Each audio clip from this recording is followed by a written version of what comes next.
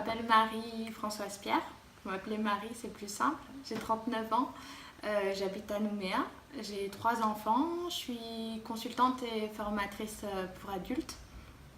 Et accessoirement, je suis déficiente visuelle.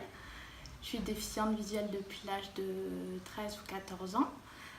J'ai une rétinopathie, ce qui veut dire, en français, c'est au fond de l'œil, en fait, il y a comme une pellicule photo qu'on appelle la rétine. Et en fait, sur cette pellicule photo qui sert à capter la lumière et à envoyer les signaux au cerveau, sur cette pellicule photo, j'ai une partie qui ne fonctionne pas, qui ne prend pas la lumière, et c'est la partie centrale.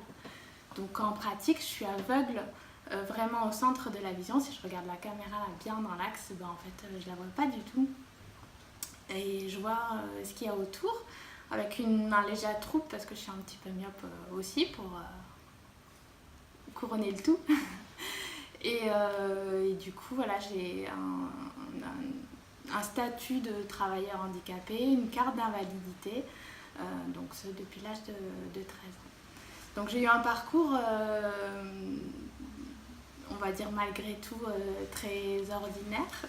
J'ai été au collège ici, puis au lycée. J'ai fait 2 ans à l'université, ensuite à André Academy, où j'ai eu un DUST de géosciences appliquées, et puis j'ai voulu continuer parce que en fait, le niveau de technicien allait me cantonner à être derrière un ordinateur, et j'avais pas trop envie de ça. J'avais pas trop envie d'être dans l'exécution, donc je suis partie en métropole à Toulouse en 2002 jusqu'en 2006 pour faire un IUP et un master en sciences de l'environnement.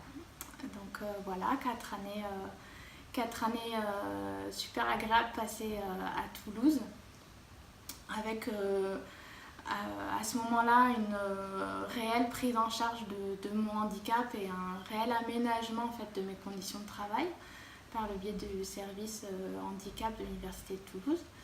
Et je me suis mis, c'est à ce moment-là que j'ai commencé à utiliser des logiciels de grossissement d'écran, des lectures vocales. Mais j'ai suivi un cursus normal, donc une compensation technologique par l'ordinateur, tout ça, une petite jumelle aussi pour voir au tableau, mais aussi des compensations personnelles, parce que je suis quelqu'un qui écoute beaucoup, mémorise beaucoup, arrive à schématiser pour mémoriser.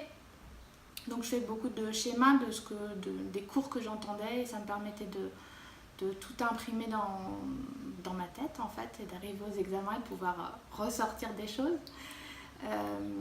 Et puis il y a des gens qui ont été aussi des très bons accompagnants, qui m'ont aidé à lire des livres, des cours, à monter des exposés. Donc c'est comme ça en fait que j'ai réussi mon parcours universitaire. Et puis je suis rentrée en 2006 en Nouvelle-Calédonie, et riche de mon parcours et des aides que j'avais pu avoir en métropole, j'ai proposé mes services dans des groupes de travail qu'il pouvait y avoir en Nouvelle-Calédonie. Et puis on m'a repérée, et en fait on m'a demandé, la province sud m'a demandé d'intégrer le service de la direction de l'environnement. Et en me disant on voudrait vraiment travailler sur l'emploi des personnes en situation de handicap, donc on serait intéressé pour vous prendre. Donc j'ai travaillé avec eux pendant une dizaine d'années, où j'ai eu la chance de monter et d'animer la politique provinciale de gestion des déchets. Donc un travail, il y avait un petit peu tout à faire, donc c'était très créatif et pour ça très enrichissant. Je vois aussi de la gestion d'équipe. On a beaucoup travaillé à la mise en place réglementaire, la modernisation des équipements, la mise en place des déchetteries, l'organisation d'élimination de stocks historiques. Et tout ça, je l'ai fait pareil, en compensant d'un point de vue humain, avec mes stratégies personnelles d'adaptation. Quand je suis en réunion, je ne vois pas forcément les gens qui sont autour de la table, mais quand on fait le tour de table, je mémorise qui est à telle place. Et ensuite, je m'accommode. Je sais où sont les gens. Et finalement, j'ai pas vraiment eu de problème, de soucis, en tous les cas, dans le cadre de mon travail. Ce que j'ai voulu faire, je l'ai fait. Certaines fois, ça a donné lieu à des incompréhensions, c'est clair. Mais par contre, la compensation personnelle, ça a été peut-être le plus compliqué parce que de tout mémoriser et d'être la cheville ouvrière d'une politique et d'une équipe, c'est assez fatigant. Et ça a été voilà, un petit... en tous les cas, c'est aujourd'hui un point d'attention particulier. Je fais plus attention à moins me fatiguer. Et du coup, depuis un peu plus d'1 an, je suis à mon compte pour pouvoir un petit peu mieux aménager mon temps de travail et m'organiser avec ma vie de famille. Parce que dans les conditions où j'étais, j'arrivais plus à tout faire. Donc je m'organise. Donc maintenant, je suis à mon compte et je dirais que ça se passe très bien, que je suis fière de mon parcours, je suis fière de pouvoir moi-même avoir des contrats et de les mettre en œuvre. Voilà.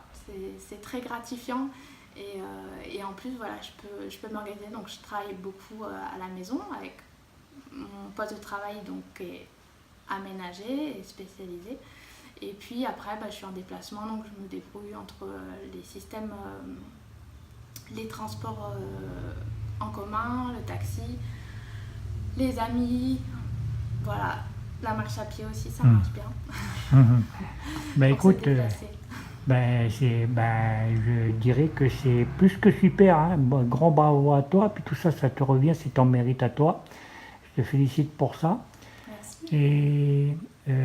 Et au niveau de l'intérieur de chez toi, est-ce que pour toi c'est bien, c'est fonctionnable pour toi? Tu arrives à gérer ta maison, quoi? Oui, ouais, pleinement.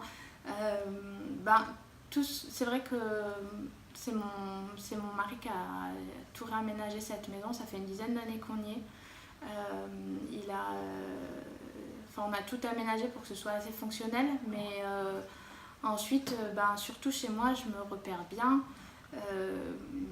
Je fais absolument tout. Il y a le réglage un peu de la lumière qui est nécessaire parce que il ne me faut pas trop de lumière, donc je suis pas mal dans la pénombre, mais voilà, ça va bien, c'est la seule petite adaptation. Et puis ensuite, tout est question d'organisation. J'essaie de poser mes clés un petit peu toujours au même endroit, avec mes lunettes de soleil, avec mon sac à main qui est un peu toujours au même endroit, pour pas perdre de temps à faire le tour de la maison et de tous les recoins pour retrouver voilà, les paires. Donc, encore une fois, on a des stratégies, on en parlait, mais des lunettes de soleil, j'en ai 3 paires, j'en ai 2 de secours qui sont toujours rangées dans un endroit secret.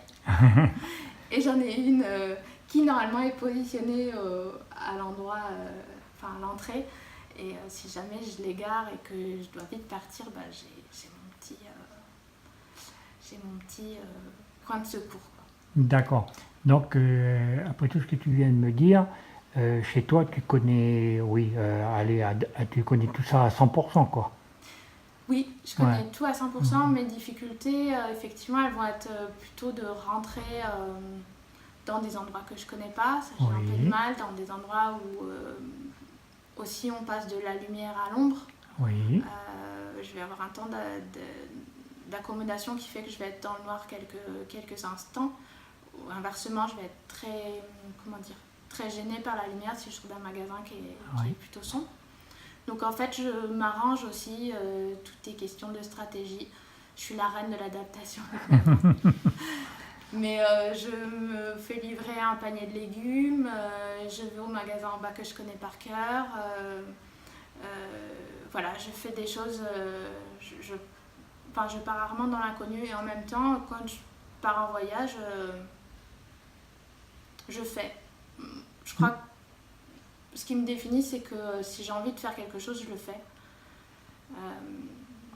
Et si j'ai un message, c'est l'occasion de passer un message. D'ailleurs, c'est que les proches des personnes en situation de handicap laissent faire et surtout encouragent l'initiative. Moi, j'ai une très belle anecdote qui m'a permis 4 ans de bonheur et de liberté quand je suis partie faire mes études à Toulouse. À Toulouse, les étudiants, ils ont quasiment tous des vélos.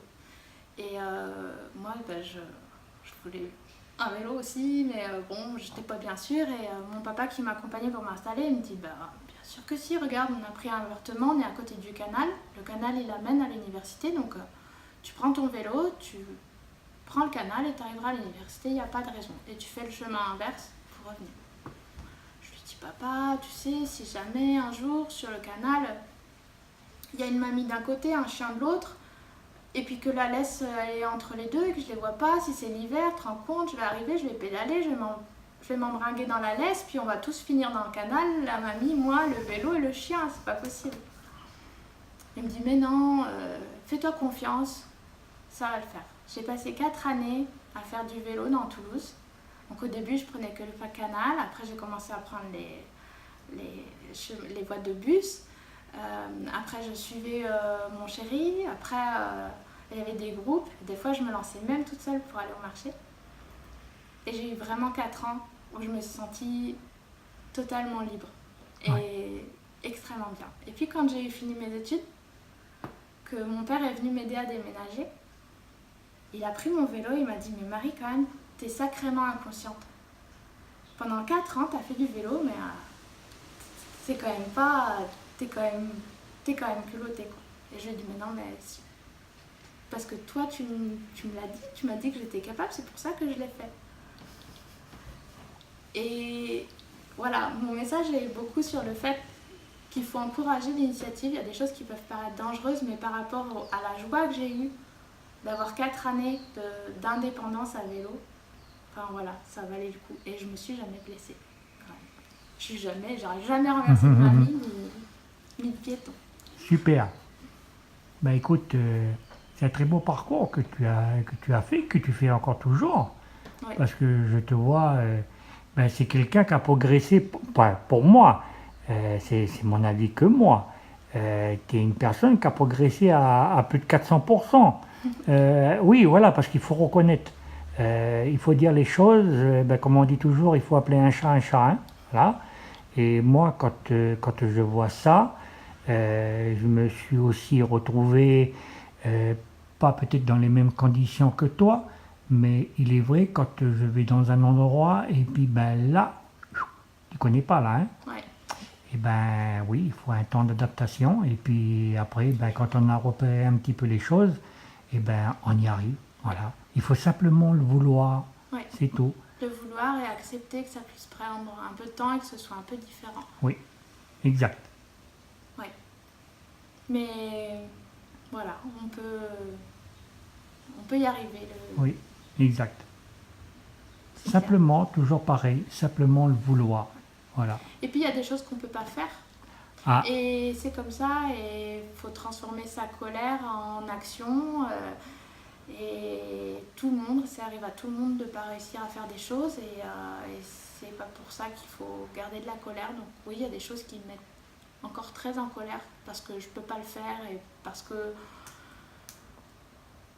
j'ai eu beau utiliser toutes mes stratégies, ça n'a pas été possible. Bon, à un moment donné, il faut accepter et passer à autre chose. Oui, c'est... je ne sais pas si toi tu as vraiment tout accepté. Moi, j'ai pas encore. Comment je pourrais dire, comment je pourrais formuler ça? Disons que j'ai pas abdiqué, si tu veux. Parce que c'est vrai qu'il y a des choses que je ne pourrais plus jamais faire, que avant je faisais, que maintenant je ne peux plus le faire. Mais si tu veux, comme tu dis, cette colère. Chez moi, c'est pas une colère, c'est une frustration. Parce que je suis obligé de demander, tu vois. Ouais. Et demander, des fois, c'est... pour moi, des fois, je dis que je dois gêner Il faut toujours demander, toujours demander. Et ça, arrivé à un moment donné, ça devient pesant. Et c'est vrai que la personne qui va nous rendre ce service-là, oui, mais c'est toujours l'histoire de dire ah, tu peux faire ça pour moi, s'il te plaît. Ah, tu peux faire ça pour moi, s'il te plaît. Et puis ben moi, par moment, je demande plus. Parce que je me rends compte par moment que ben c'est gênant. Je ressens sur certaines personnes, je ne dis pas à toute personne, mais sur certaines personnes, je le ressens au son de la voix. Que ben oui, ils font, mais parce que ben contraint et forcé quelque part, tu vois. Ouais. Et du coup, je me Responsabilité, sers de autre chose. Je prends autre chose pour arriver au même endroit. Et puis ben voilà. ouais. C'est vrai que je rejoins tout à fait sur la difficulté de demander de l'aide. C'est pas évident. Alors, mon handicap se voit pas, ou quasiment pas. Il y a des gens qui arrivent à le remarquer tout de suite quand j'entre dans un ascenseur, et puis des gens que j'ai pu croiser pendant 10 ans et qui ne le savent toujours pas. Ça dépend. Mais c'est compliqué de demander de l'aide. C'est un gros travail, j'essaie de le faire le moins possible. Oui. Parce que c'est pas très agréable. Pourtant, je crois qu'il faut aussi qu'on accepte et qu'on soit fier aussi de demander de l'aide et d'avoir des gens qui sont là pour le faire de manière, j'allais dire, justement pas charitable, mais de manière consentie, naturelle. Il y en a, enfin, moi je trouve qu'il y en a beaucoup. J'ai rencontré des cons, des gens qui m'ont insulté, Oui. qui m'ont rabaissé, mais c'est pas eux que je retiendrai. J'ai envie de retenir ceux qui m'ont poussé, ceux qui m'ont aidé, ceux qui m'ont tendu la main sans jamais me demander quoi que ce soit en retour. Il y en a eu, et c'est eux qui m'ont fait avancer. Et c'est eux que j'applaudis. Les autres, je crois qu'on ne changera pas forcément quelqu'un, il partira comme ça. Oui. Et si l'aide elle vient pas du cœur, je veux dire, qu'elle soit gardée à la personne. Enfin voilà. Moi, comme tu dis, il y a d'autres moyens. Oui. Ça nous prendra peut-être plus de temps, mais finalement c'est aussi tellement agréable que de le faire par soi-même, que pourquoi pas prendre un peu plus de temps. On est dans une société où tout est pressé, tout est rapide, et pourquoi on ne se laisse pas plus de temps justement à l'humanité, à la solidarité, et en tous les cas c'est ce que je défends, c'est ce que je défends aujourd'hui, notamment professionnellement, dans l'accompagnement des personnes en situation de handicap. Il faut se poser, prendre le temps de l'écoute, prendre le temps de la considération. Chaque cas est particulier et chaque cas a une valeur, quoi. Oui, exactement. Je dirais même plus, il faut qu'on soit fier de ce qu'on fait. Oui. Et puis en plus de ça, ce qu'on fait, on le fait avec notre cœur, avec nos tripes. Parce que si on ne le fait pas, il n'y a personne qui va le faire à notre place. Et ben ça, d'où, encore je répète et je dirai toujours, pour ceux qui sont en situation, qui sont dans l'handicap, dans n'importe quel handicap d'ailleurs, c'est pas simplement quelques-uns, c'est tous les handicaps. J'ai dit, les amis, écoutez bien, vous avez vu cette personne, ce qu'elle a fait, son parcours. Eh bien, je voudrais qu'on en tire profit de ça. Je ne vais pas parler de moi, simplement, voilà, cette personne, la façon qu'elle parle, elle m'a touché. Et puis, je suis fier d'elle, ce qu'elle a fait. Et pour ça, ceux qui verront cette vidéo, comme on dit toujours, prenez de la graine. Mais il y a toujours une grande fierté. Enfin moi, je te retourne ma fierté. Enfin voilà, de lancer une chaîne, de donner la parole à ceux qu'on a souvent dans notre société comment dire, je dirais le malheur de laisser de côté et de leur donner la parole. C'est extra parce que tous ces gens qui ont une déficience, un handicap, peu importe comment on l'appelle, à partir du moment où c'est surmonté, il y a une force assez extraordinaire qui se dégage et moi je suis fière de pouvoir être dans la bande.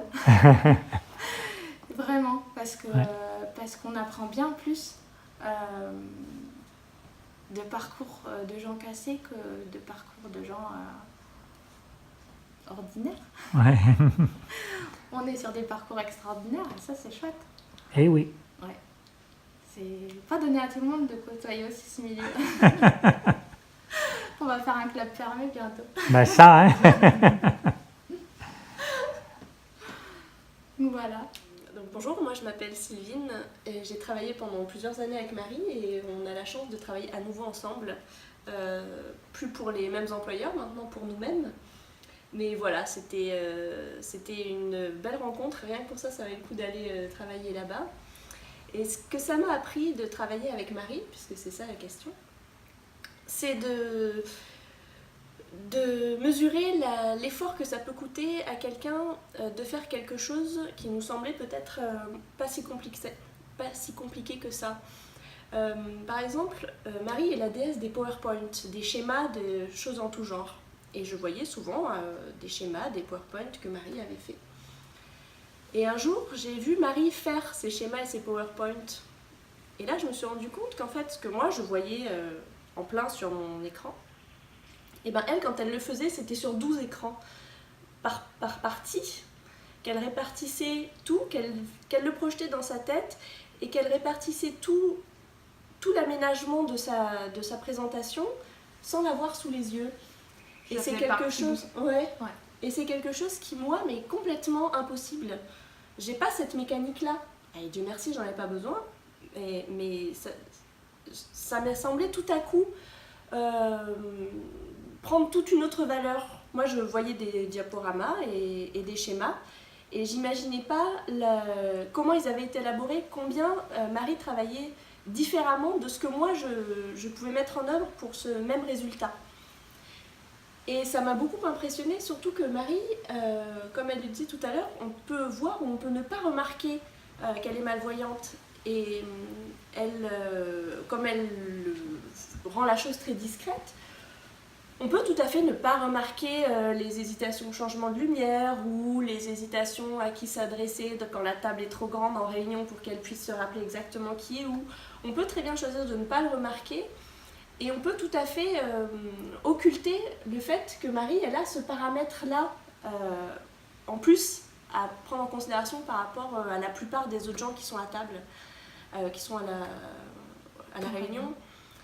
Et du coup, bah voilà, c'était une belle leçon de voir, ok, on travaille tous différemment, on se mobilise tous différemment pour aboutir à un même résultat.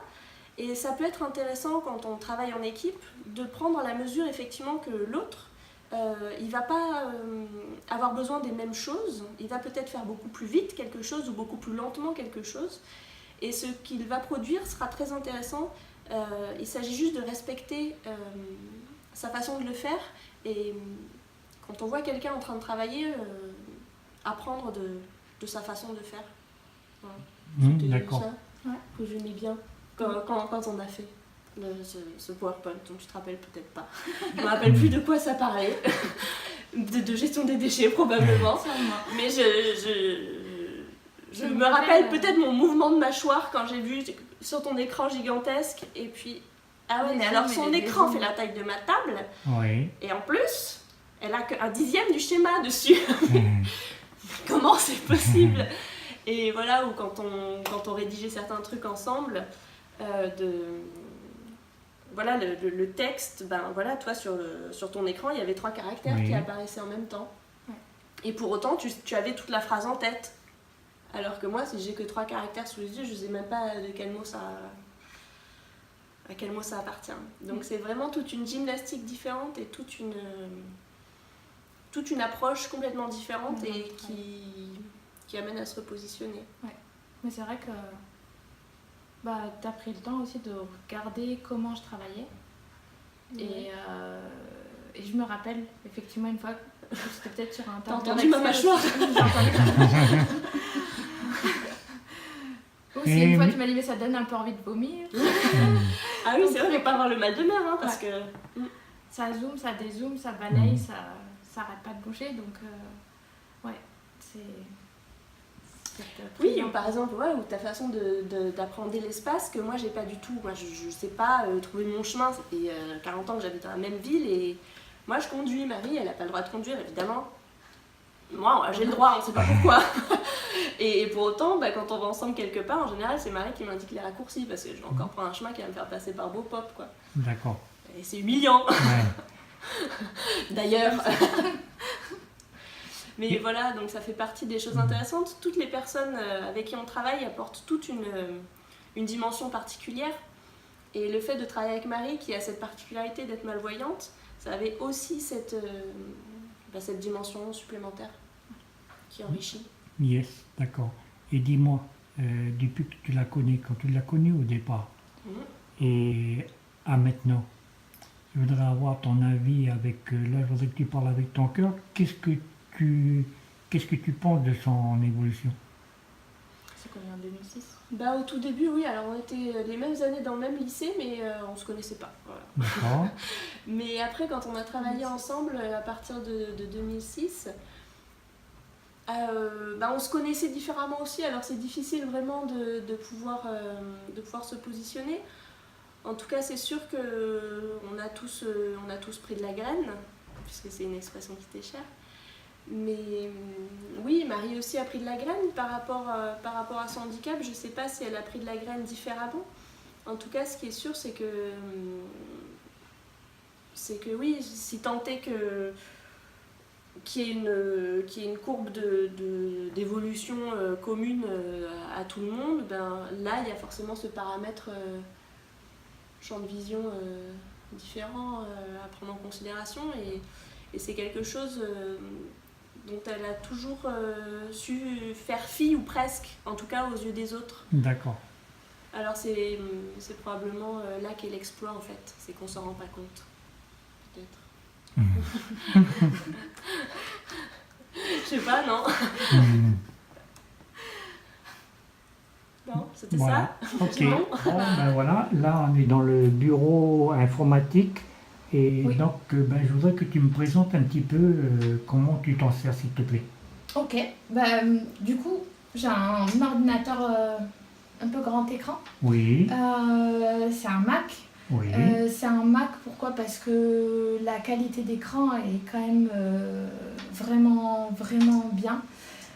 Parce qu'il y a plein de critères d'accessibilité qui sont introduits de manière...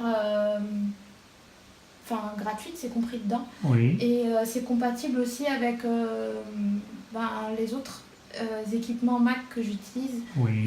Parce que, pareil, l'accessibilité, elle est comprise dedans et que ça me simplifie énormément la vie. Donc, moi, j'ai un iPhone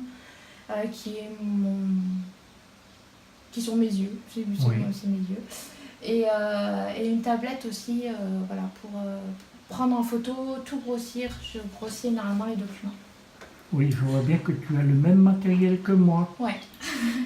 En général, c'est onéreux, c'est cher, oui. Mais en même temps, on n'a pas de logiciel après rajouter. Et la qualité fait que je suis beaucoup moins fatiguée, la qualité d'écran, je suis beaucoup moins fatiguée. Et puis, c'est plus simple pour la compatibilité entre tout mon matériel. Exactement.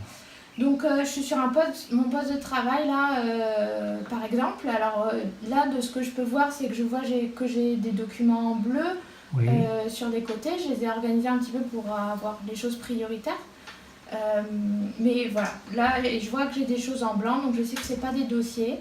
D'accord. Je vais zoomer pour pouvoir passer sur mes fichiers. Et par exemple, je vais ouvrir ce document. Donc en fait, voilà, moi j'arrête pas de zoomer, dézoomer. Donc je tape sans regarder, même si je triche. Oui.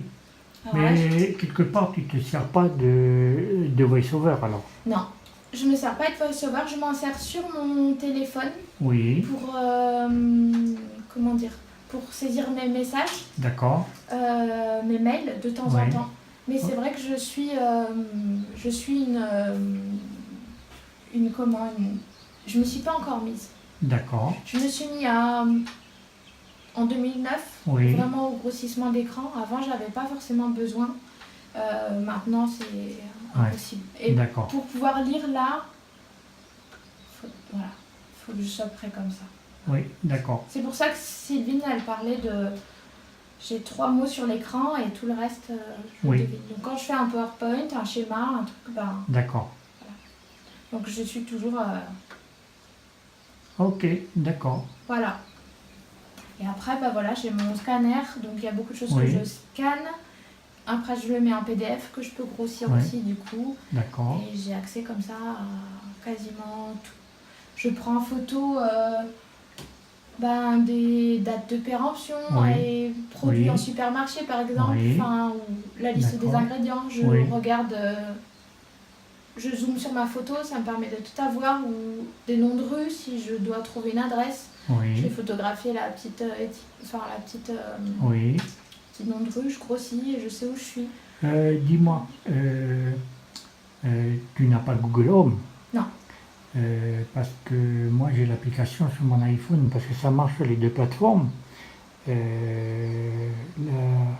Google Home, et tu sais, à la maison, quand j'ai un Google Home, et je dicte pour faire ma liste de courses Ouais. qui va s'afficher tout seul dans mon iPhone. Ouais. Et après, je pars au magasin et puis, allez, en Voilà la avant, liste. voilà. Ouais. Tu vois. Non, mais il y a plein de choses, plein de choses, ouais. et à découvrir encore. Et c'est vrai qu'il faudrait que, un petit peu en réseau, nous, tous qui utilisons Oui, ces produits-là, il faudrait qu'on puisse en discuter pour se donner les petites astuces qu'on a les uns les autres. Parce que être à l'autre bout du monde,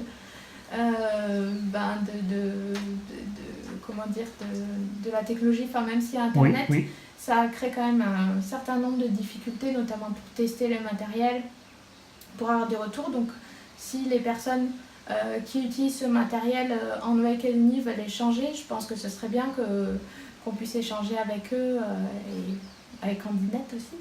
oui, pourquoi pas?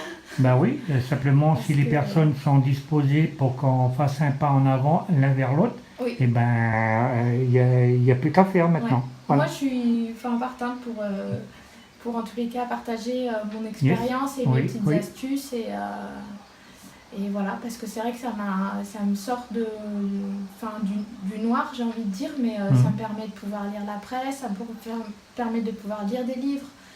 J'en lis en gros caractères, je m'en fais lire des livres audio. J'arrive à tout faire grâce à ça. Ouais. Si j'avais pas ça, je Oui. serais vraiment dans l'impossibilité de travailler.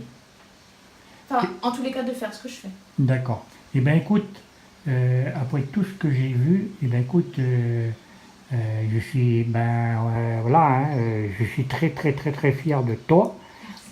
Parce que, encore une fois, tu montres, quand on a envie de faire quelque chose, on y arrive. C'est toujours pareil avec la volonté. Et puis, écoute, je vais te souhaiter de très, très, très bonnes choses. Merci. Et puis, j'espère que tu vas continuer, puis j'espère qu'on restera en contact et puis qu'on avancera tous ensemble. Oui. D'accord. Merci à toi, Michel. De rien. Et bravo pour ce que tu fais. C'est merci. important. Et voilà, on diffuse le message et au plaisir de se revoir. D'accord. Eh bien, écoute, je te souhaite bonne continuation et prends soin bien de toi. Merci, toi aussi. Merci.